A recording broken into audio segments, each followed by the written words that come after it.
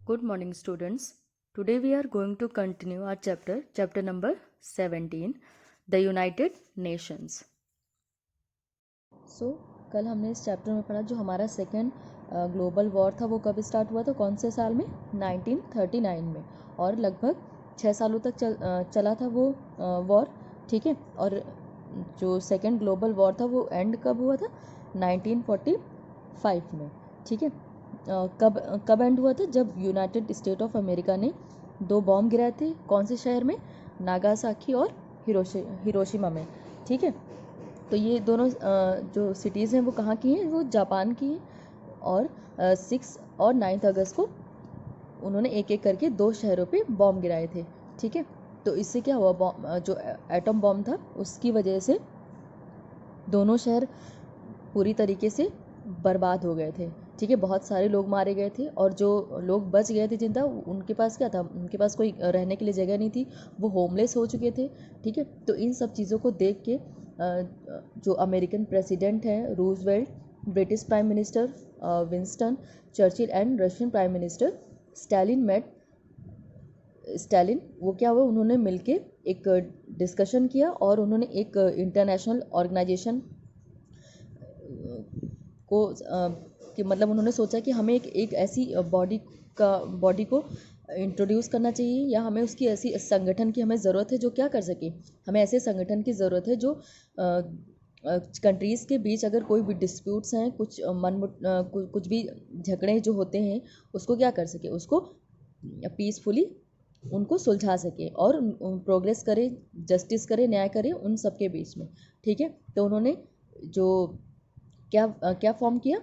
International organisation, और इसको UNO के यूनाइटेड नेशन ऑर्गेनाइजेशन के नाम से जाना जाता है उस बॉडी को, ठीक है, उस ऑर्गेनाइजेशन को।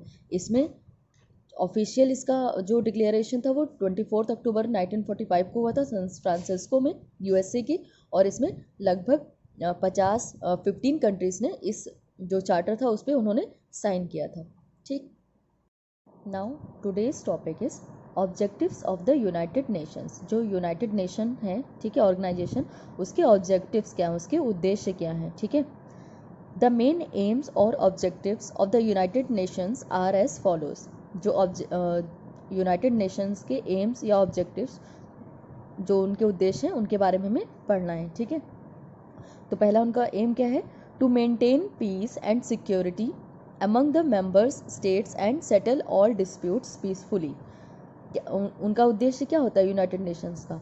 कि हमें मेंटेन करना है पीस को, मतलब शांति बनाए रखना है, ठीक है, उसको मेंटेन करना है, और सिक्योरिटी को, ठीक है।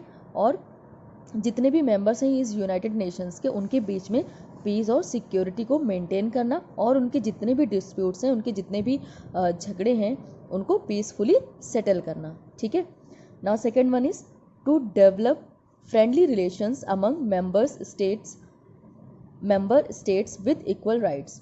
और जो जितने भी मेंबर स्टेट्स हैं उनके बीच क्या एक फ्रेंडली रिलेशन होना चाहिए, ठीक है। उस फ्रेंडली रिलेशन को डेवलप करना है, ठीक है। जितने भी मेंबर्स होंगे यूनाइटेड नेशन के, ठीक है, जितने भी स्टेट्स होंगे, और उन सबके इक्वल राइट्स होने चाहिए, ठीक है। मतलब जितने भी नेशन हैं, जितने भी स्टेट्स यूनाइटेड नेशन के मेंबर्स हैं, उनके बीच फ्रेंडली रिलेशन डेवलप करना, और उन सभी के इक्वल राइट्स, मतलब उन सबके एक समान अधिकार होने चाहिए, ठीक है। with other nations in solving the economic, social, cultural and humanitarian problems। और जितने भी नेशंस हैं उनमें क्या उनके जो इकोनॉमिक, मतलब आर्थिक, सामाजिक, और जो कल्चर, सांस्कृतिक, और जो ह्यूमन से रिलेटेड जो भी प्रॉब्लम होती हैं, जैसे कोई बीमारी या कुछ भी, तो उसको हमें क्या करना चाहिए? उसको हमें एक दूसरे के साथ सहयोग करके, कोऑपरेट करके उन चीज़ों को हमें सॉल्व करना चाहिए, ठीक है। To promote respect for human rights and fundamental freedoms without any distinctions on the basis of race, colour, sex, religion और लैंग्वेज।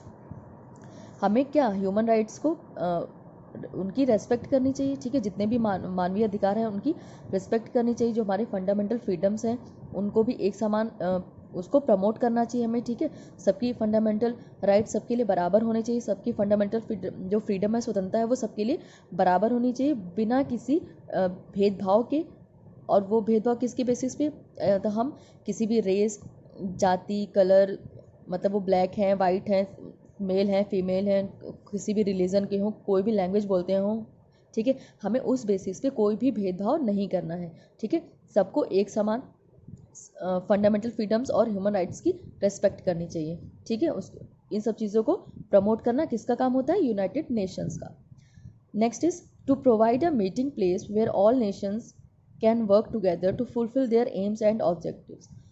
और यूनाइटेड नेशन का क्या उद्देश्य होता है कि उनको एक मीटिंग प्लेस प्रोवाइड कराना होता है। वो एक ऐसी मीटिंग प्लेस प्रोवाइड कराते हैं जहाँ पे जितने भी नेशंस हैं, जितने भी मेंबर्स हैं, उनके उन स्टेट्स के, उन नेशंस के, उन कंट्रीज़ के जो मेंबर्स हैं, वो एक जगह बैठ के एक साथ काम करके जो भी उनके एम्स हैं, ऑब्जेक्टिव्स हैं, उनको वो पूरा करें, ठीक है। To achieve the above objectives the United Nations set the following principles. जो अभी हमने इतने सारे ऑब्जेक्टिव्स, उद्देश्य पढ़े यूनाइटेड नेशंस के, अब उसको अचीव करने के लिए, उन सारे उद्देश्य को पाने के लिए, अचीव करने के लिए कुछ प्रिंसिपल्स हैं, उनको फॉलो करना होता है, ठीक है। All member states are sovereign and equal and must respect the rights of other nations.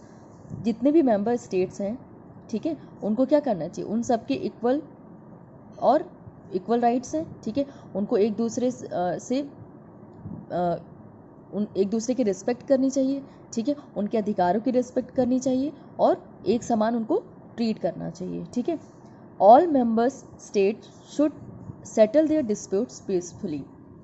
जितने भी मेंबर स्टेट्स हैं यूनाइटेड नेशन के, जितने भी कंट्रीज़ उसकी मेंबर्स हैं, उन सबको क्या करना चाहिए, उन सबको अगर कोई भी डिस्प्यूट्स हो रहे हैं उनके बीच में आपस में, तो उसको पीसफुली सेटल करना चाहिए, ठीक है। पीसफुली उसको सुलझा लेना चाहिए, शांतिपूर्वक ऑफ फोर्स। और उन्हें किसी भी थ्रेट और बल यूज़ करने से, फोर्स यूज़ करने से बचना चाहिए। They must support the organisation in all its functions. और जितने भी मेंबर्स हैं यूनाइटेड नेशंस के, उनको क्या करना चाहिए, उनको ऑर्गेनाइजेशंस के, यूनाइटेड नेशन ऑर्गेनाइजेशन के जितने भी फंक्शन हैं, जितने भी उनके कार्य हैं, और ऑर्गेनाइजेशन को सपोर्ट करना चाहिए।